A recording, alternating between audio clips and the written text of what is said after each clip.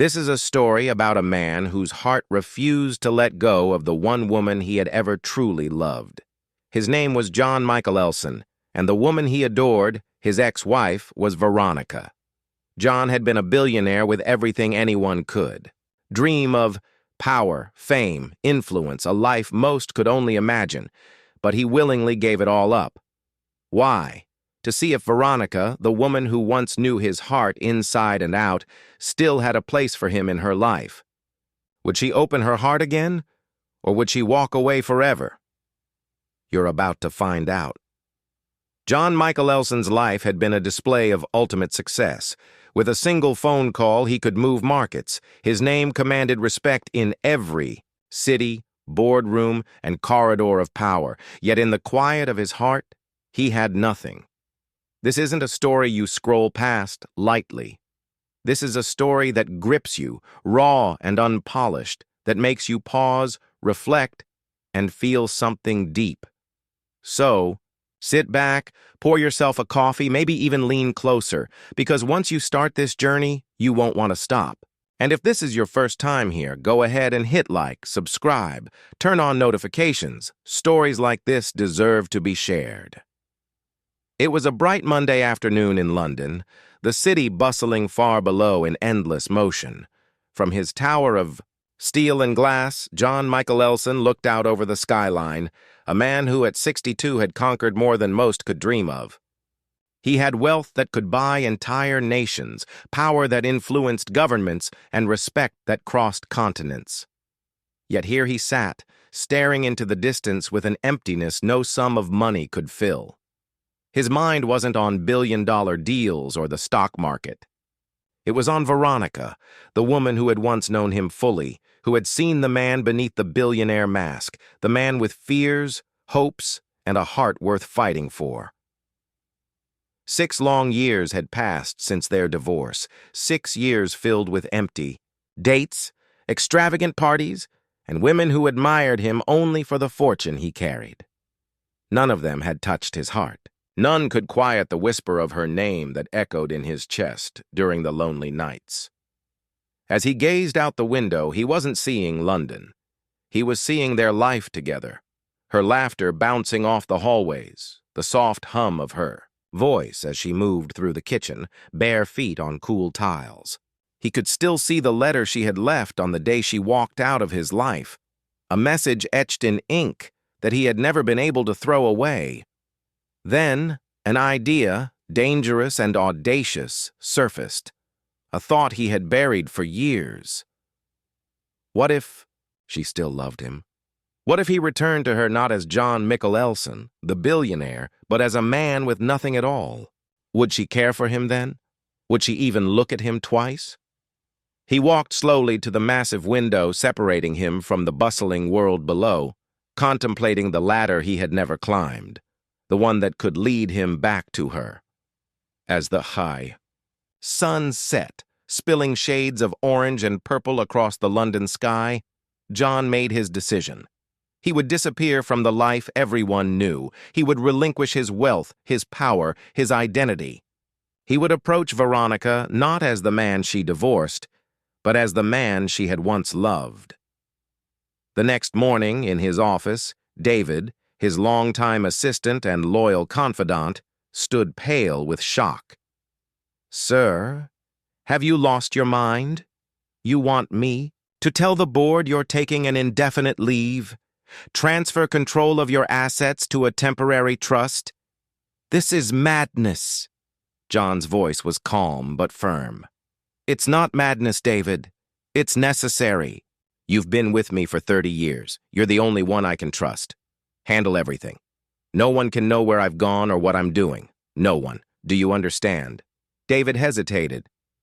"Sir, to become homeless, to live on the streets, for what? An experiment? What if something happens to you?" John's eyes glimmered with a flicker of sadness. "Something already has happened, David. I lost the only thing that ever mattered. I need to know if there's any chance of getting it back. Just manage the company. I'll be in touch when the time is right." David saw the determination in his boss's eyes. This was no request. It was final. With a heavy heart, he nodded. John traveled to the small, quiet town where Veronica had made her life. As the bus approached the station, the sky darkened and a heavy rain began to fall.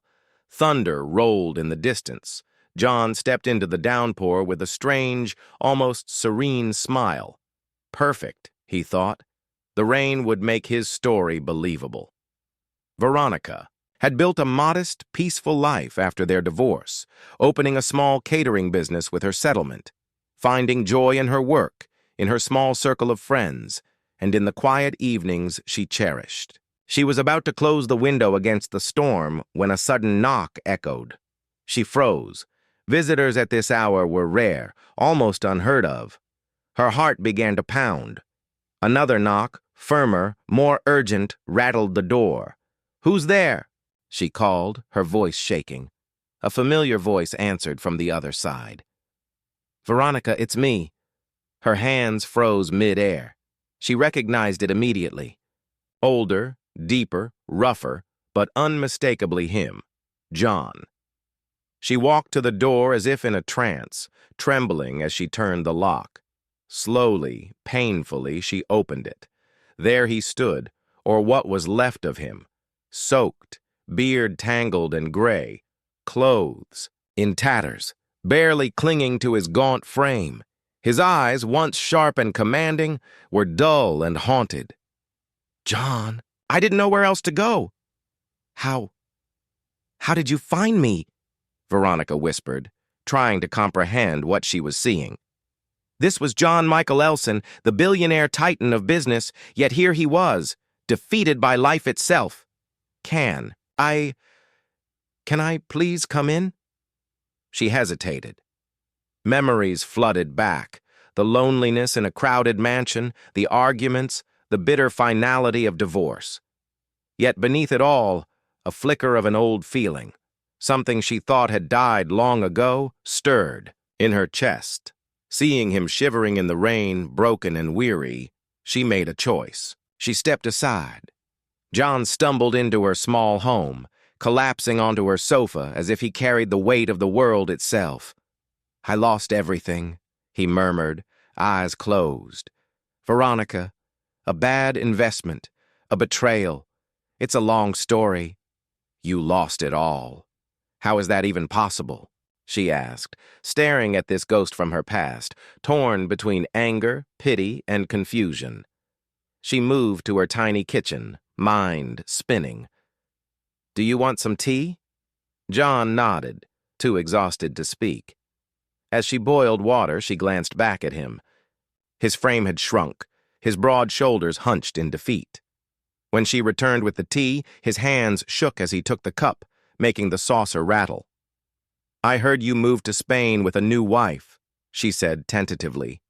He shook his head, avoiding her gaze. "No new wife. When everything fell apart, I needed to come back home. I needed to see someone I knew." Veronica didn't respond immediately. She studied him carefully.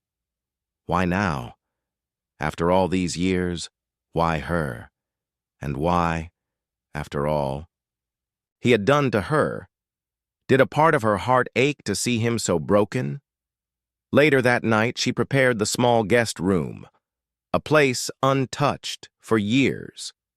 As John settled in, she remained in the hallway, arms crossed tightly. She knew sleep would not come easily. Her quiet life had been shattered. The man who had once broken her heart was back, ragged and carrying nothing but regret. She did not know what the future would bring. But as she listened to the rain tapping against the windows, one thing was absolutely certain. Everything was about to change. The next morning, the storm outside had passed. But a different kind of storm was raging inside Veronica's apartment. The silence was thick, heavy, with unspoken questions and years of pain. Veronica moved around her kitchen on autopilot, preparing her morning tea, her movements stiff and guarded.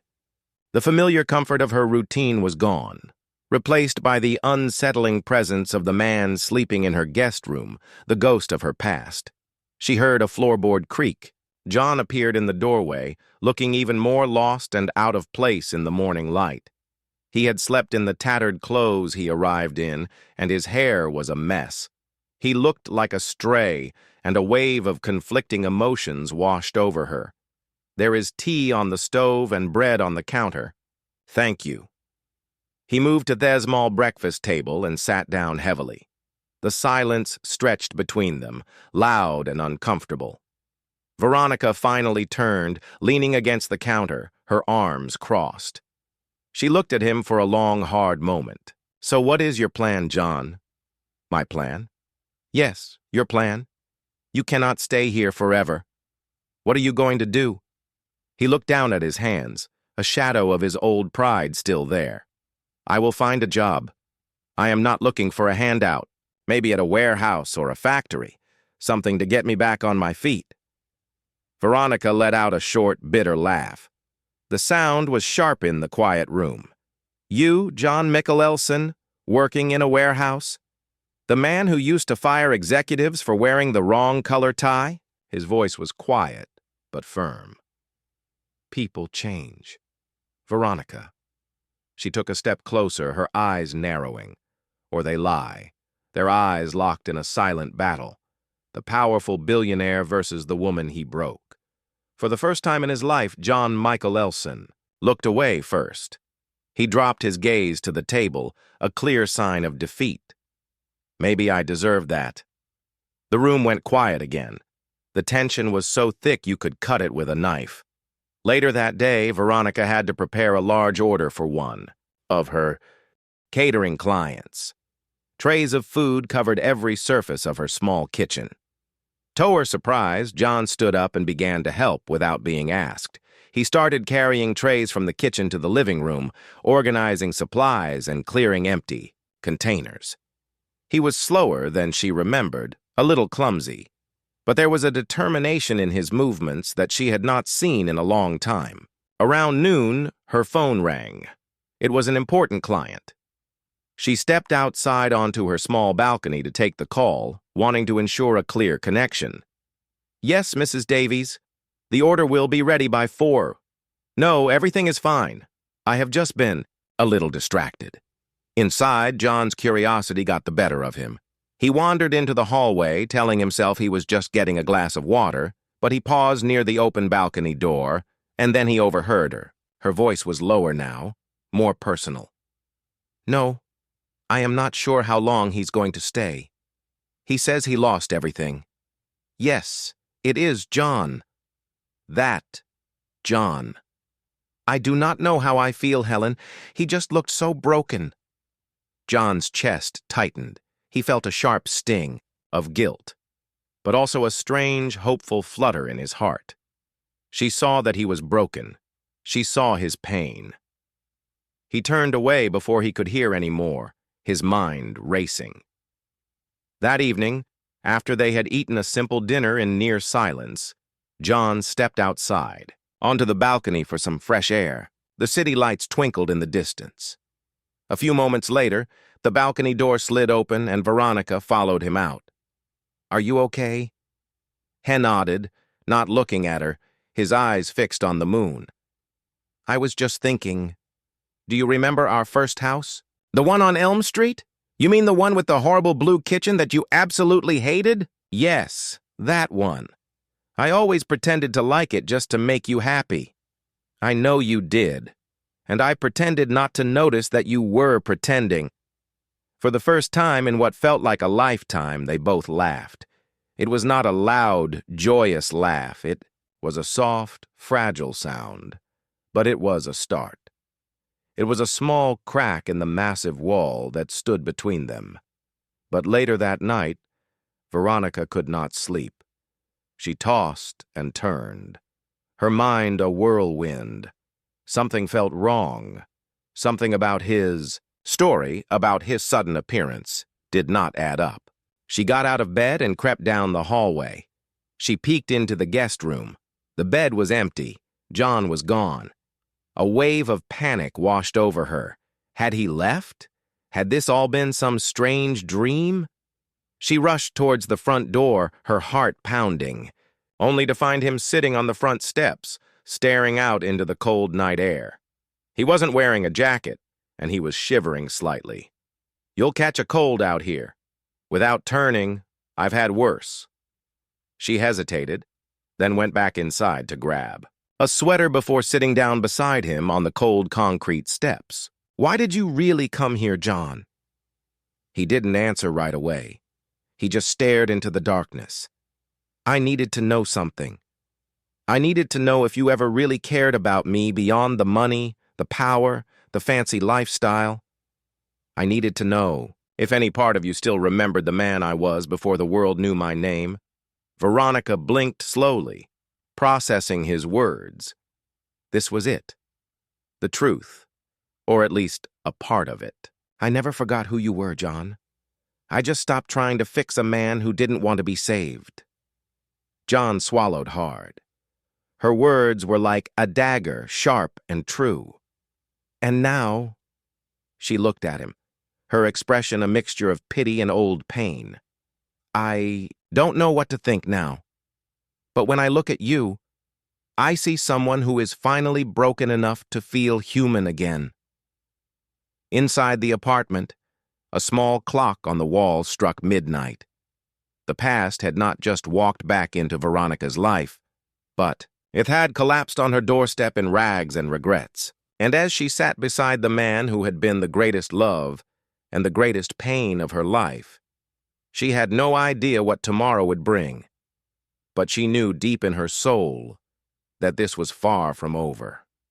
It was 2:00 in the morning. A deep, heavy silence had fallen over the apartment, but it was a silence filled with ghosts. In the small guest room, John was pulled from a restless sleep by a faint, broken sound. At first, he thought it was part of a dream, a memory from a long-forgotten past.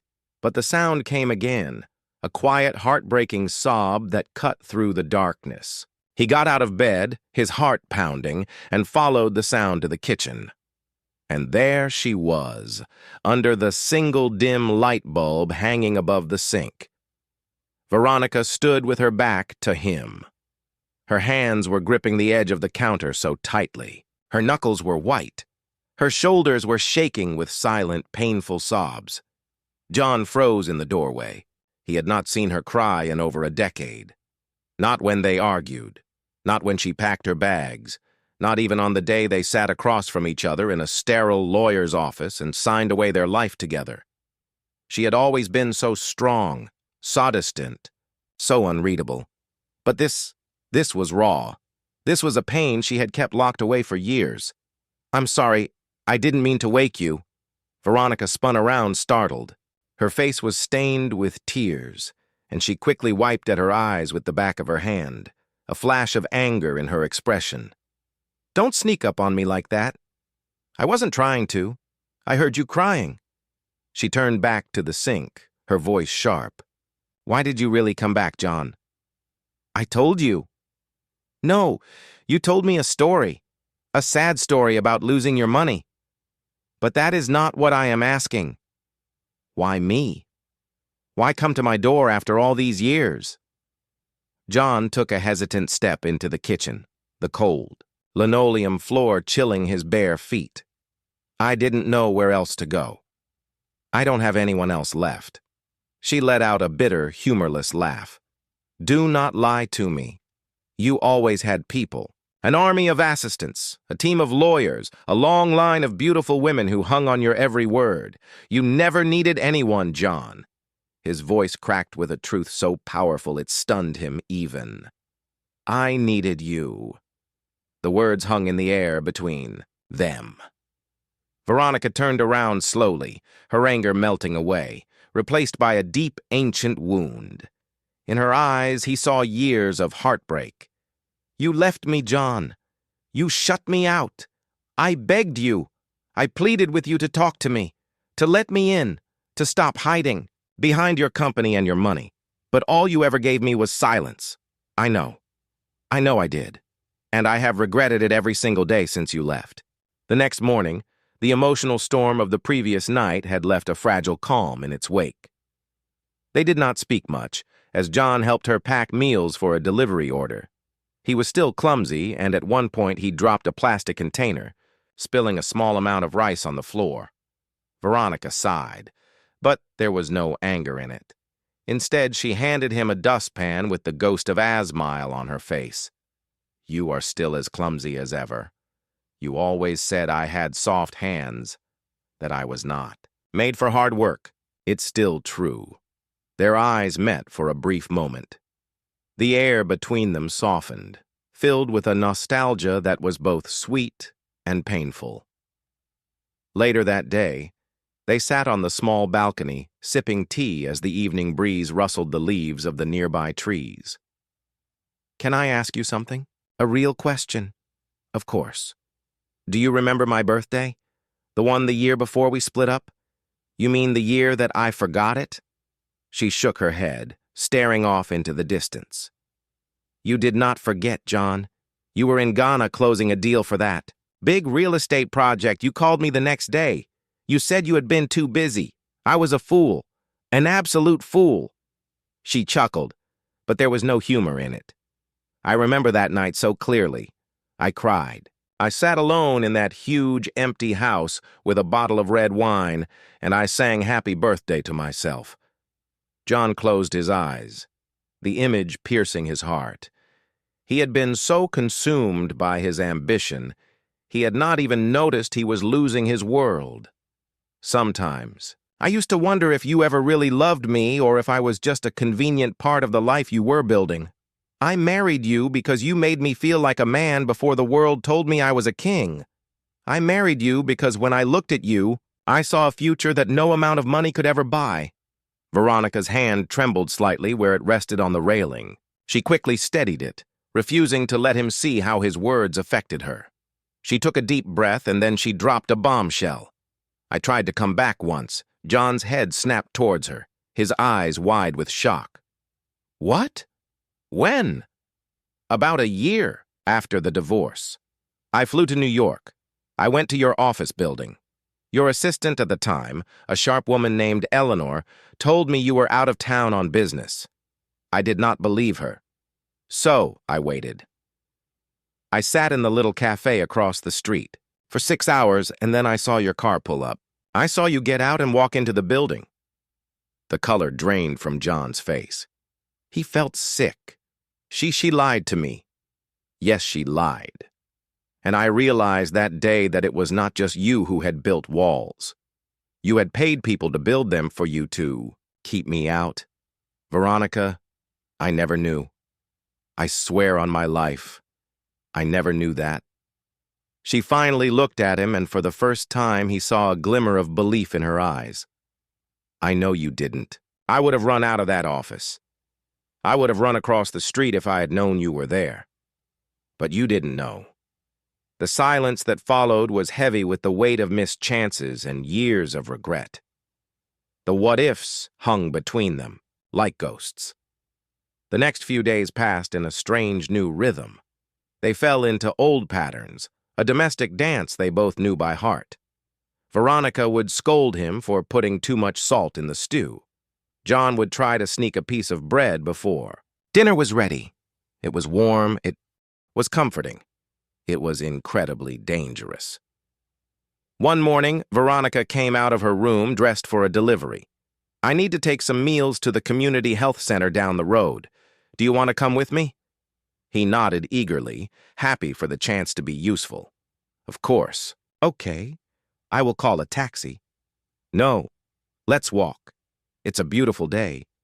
"Are you sure?" "It's a bit of a distance. I am sure. Let's stretch our legs just like we used to." They set out together, a gentle breeze in the air. John carried the large tray of food, and Veronica held a small umbrella to shield them from the sun. The simple act of walking side by side felt more intimate than anything they'd shared in years. "Do you remember our walks in the park back in the early days?" "I do. You always wore that ridiculous red scarf. You gave me that scarf." "I know. And you wore it even when it was 30-degree outside." She laughed, a genuine, beautiful sound that made John's heart ache with a bittersweet joy. As they approached a busy intersection, Veronica paused at the curb. Thank you, John. For what? For reminding me that not everything we lost stayed broken. He smiled at her, a real hopeful smile. And in that one perfect moment, as the sun shone down on them, the world came to a screeching halt. There was the horrifying sound of screeching tires, a woman's scream from the sidewalk, and then the sickening, shattering thud of metal hitting flesh. John's world exploded into a flash of white. When his vision returned a second later, he saw her. She was lying in the middle of the road. The tray of food was scattered around her like debris from a shipwreck. Her simple dress was soaked in a rapidly spreading pool of dark crimson blood. Veronica.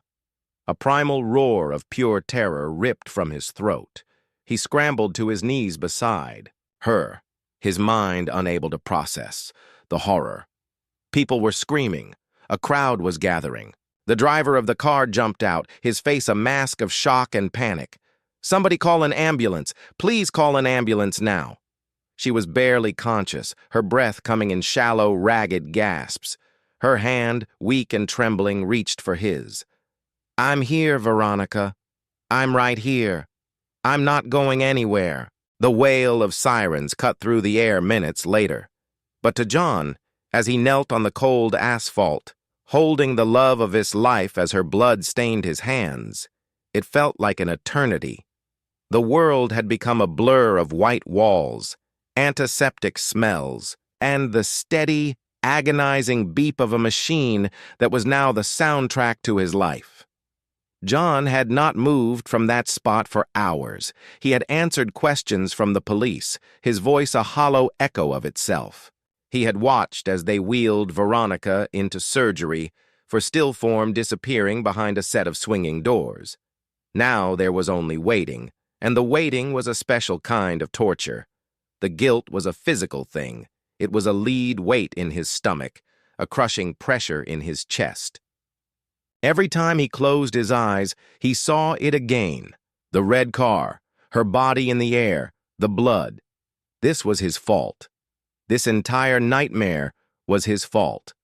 If he had not insisted on walking, if he had not come back into her life with his lies and his stupid, selfish test.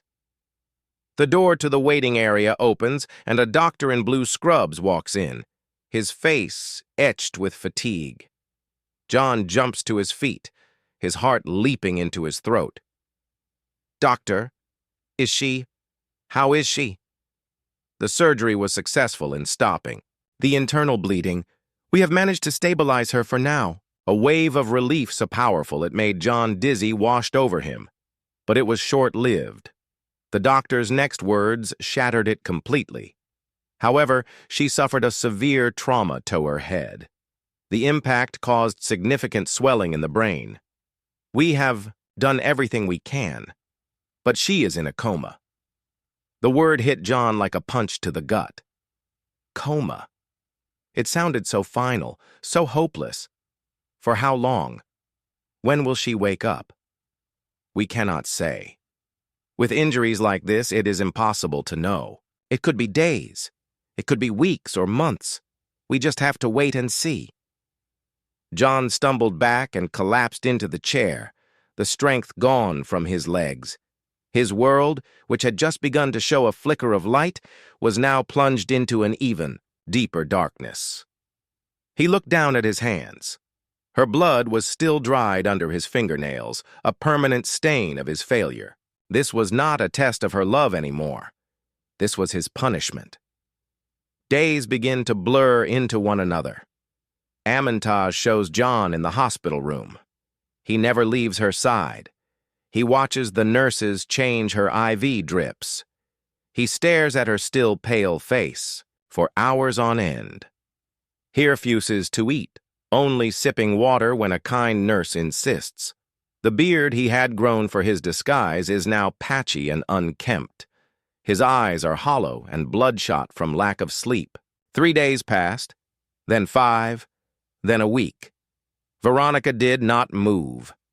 The only sound in the room was the constant rhythmic beep of thumb machines that were now keeping her alive. John had become a ghost, haunting her bedside. He barely spoke. He barely, slept. He just waited. He would talk to Hare sometimes, his voice a hoarse whisper, hoping that somehow his word could break through the fog and pull her back.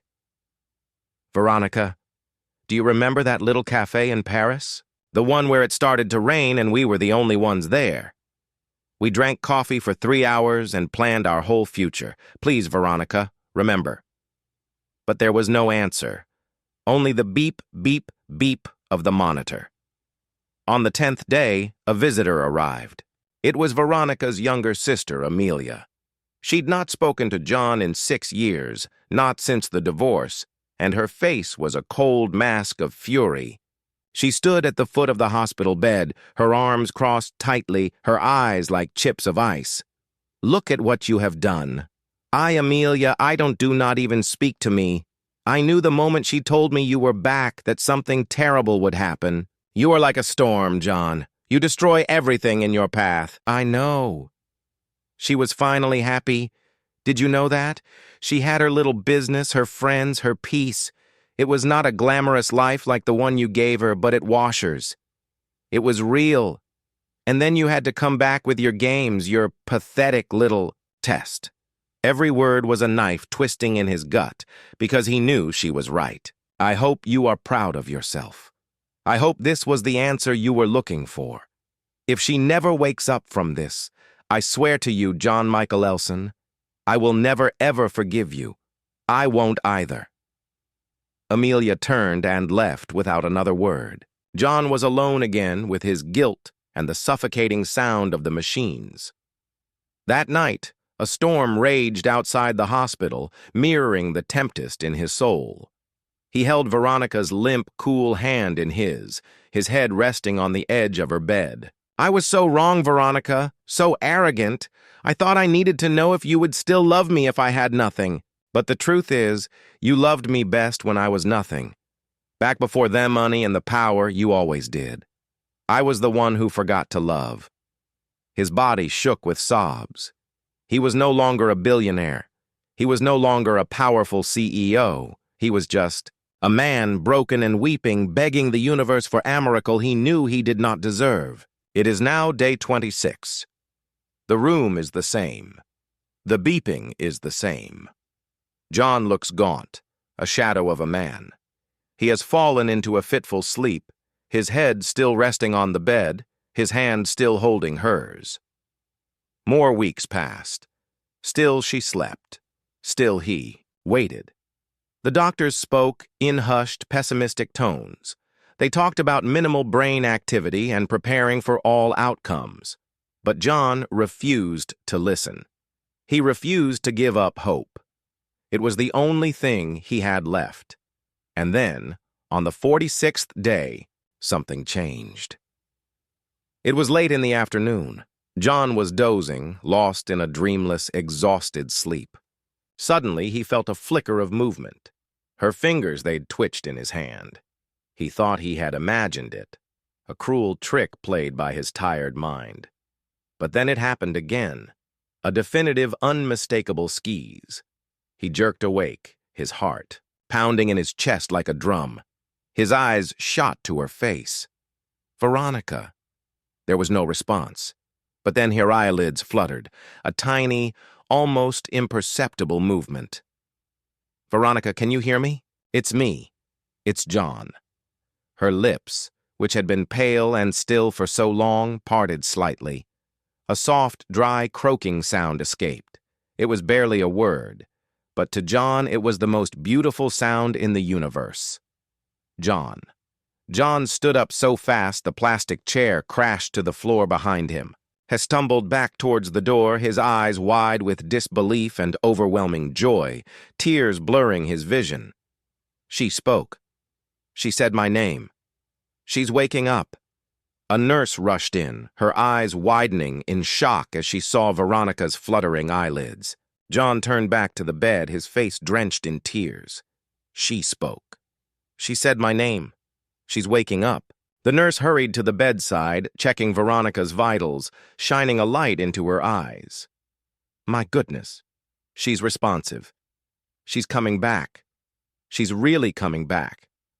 Over the next few hours, the room was a flurry of activity as doctors and specialists rushed in. But John did not care. He stood in the corner of the room, his eyes never leaving Veronica, his heart swelling. With a gratitude so immense it felt like it would burst. The nightmare was ending. By some miracle he would never understand. He had been given a second chance. The test was over, and a new, more difficult journey was just about to begin. The morning sun brought with it a fragile new reality. Veronica was awake. Her eyes, though heavy with fatigue, held the same spark he had fallen in love with all those years ago. It was the spark he had tried so hard to extinguish with his pride in his distance. Now seeing it again was like seeing the sun for the first time. Morning. Good morning? Do you want some water? She nodded, and he carefully helped her sip from a cup with a straw. It was a simple act, but it felt monumental. I miss the sound of your voice. It is cracked and sounds terrible. It's perfect. A comfortable silence settled between them for a moment, but it was quickly broken by the question John had been dreading more than anything in the world. What now, John? He sat down slowly in the chair beside her bed and took her hand. It was still weak, but it was warm. It was alive. Now I fix everything that I broke. In the days that followed, John became a permanent fixture in that hospital room. He was not a billionaire or a CEO. He was a caregiver, a penitent. He read to her from her favorite books. He spoon-fed her soup when she was too weak to lift her arms. He learned after watching 3 online tutorials and failing miserably how to gently braid her hair. Teasing him, her voice growing stronger each day. You were much better at firing your employees than you are at untangling my hair. Smiling, a genuine, unburdened smile. I am not that man anymore. Their bond began to heal, not through grand gestures or expensive gifts, but in the quiet, shared moments of care. Each day another layer of past pain was peeled away. But the biggest wound, the one caused by his deception, remained. One afternoon, as she was finally able to sit up on her own, she looked at him, her expression serious. You need to tell me, John, everything. No more lies. And so, with a heavy heart, he did. He told her about the emptiness he felt in his penthouse. He told her about the foolish, desperate idea to test her. He told her about the disguise, the lies, the guilt he felt. Every moment he was in her home. By the time he finished, tears were streaming down his face. You have every right to hate me. You should hate me. I do not deserve your forgiveness. I know that. Veronica stared at him in silence for a long time, her face unreadable. John held, his breath prepared for the anger, the shouting, the final rejection he so richly deserved. You are a damn fool, John Michael Elson. I know. A single tear slipped from the corner of her eye and traced a path down her cheek. But you are my damn fool. His breath caught in his throat. It was not forgiveness, not yet. But it was a start. It was a lifeline. 2 weeks later, Veronica was finally discharged. John did not take her to one of his mansions or his city penthouse. He had rented a small, quiet house by a lake, a world away from the noise and chaos of their past life.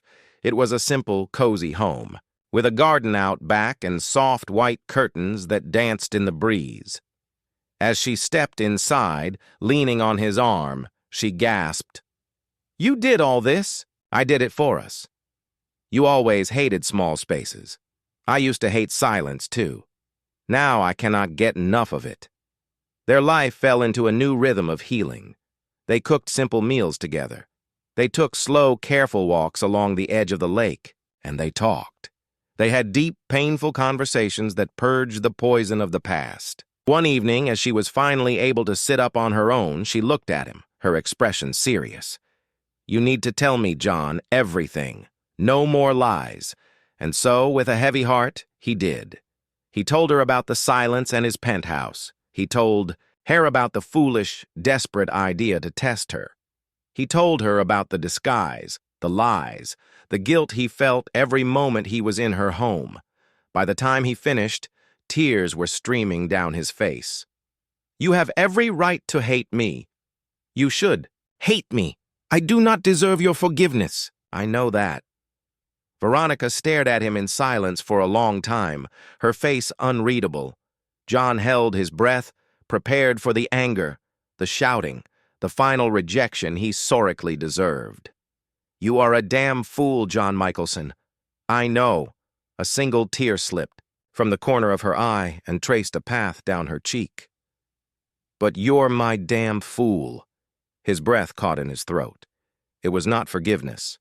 Not yet, but it was a start. It was a lifeline. 2 weeks later, Veronica was finally discharged. John did not take her to one of his mansions or his city penthouse. He had rented a small, quiet house by a lake, a world away from the noise and chaos of their past life. It was a simple, cozy home, with a garden out back and soft white curtains that danced in the breeze. As she stepped inside, leaning on his arm, she gasped. "You did all this?" "I did it for us." "You always hated small spaces. I used to hate silence, too. Now I cannot get enough of it." Their life fell into a new rhythm of healing. They cooked simple meals together. They took slow, careful walks along the edge of the lake, and they talked. They had deep, painful conversations that purged the poison of the past. One evening, as they sat on the porch watching the sunset, he finally told her the truth about the day she had tried to see him in New York. "I saw you, Veronica. I was in my office looking out the window, and I saw you sitting in that cafe across the street. And you did nothing. You just let me sit there. I was a coward. I was so ashamed of the man I had become. I could not face the woman I had lost. I told my assistant to lie. It was my fault and others. Not a day has gone by that I have not regretted that moment of weakness." Veronica reached over and placed her hand on his. It was the final piece of the puzzle, the final truth, and with it, the last wall between them crumbled into dust. That night, John reached into a drawer and pulled out a faded old envelope. "I wrote this a few weeks after that day. I never had the courage to send it." He handed her the letter. With trembling hands, she unfolded the paper and read the words he had written so long ago. It spoke of his regret, his loneliness, and his undying love for her. It was a confession from the heart of the billionaire, proving that his love for her had existed long before his foolish test ever began. When she finished reading, she was weeping. She threw her arms around him, holding him tightly, whispering into his chest, "You fool! You wonderful, foolish man!" A year later, a small wedding was held in the garden of their lake house. There were no reporters, no business partners, no extravagant displays of wealth, just a handful of close friends and family, including Amelia, whose icy demeanor had finally thawed into a warm, genuine smile. John stood before Veronica, not as a billionaire, but as a man who had been humbled by life and redeemed by love. "I once thought love was something you could acquire, like a company or a building. I was wrong. I found true love when I lost everything, because it led me back to you. You are my home, Veronica. You always were. You broke my heart, John Michael Elson. But you were also the only one who knew how to put it back together again. I give you my soul, with all its cracks and all its scars." And as they kissed, a new chapter of their lives began. John eventually returned to the world of business, but he was a changed man.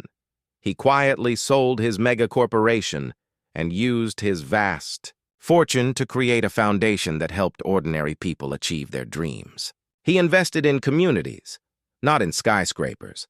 And every single evening he came home to the woman who had loved him at his richest and at his poorest.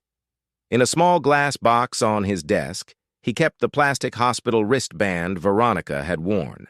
It was a constant daily reminder that true wealth is not measured in dollars but in second chances, and that the greatest tests of love are not the ones we create, but the ones we have the courage to survive together.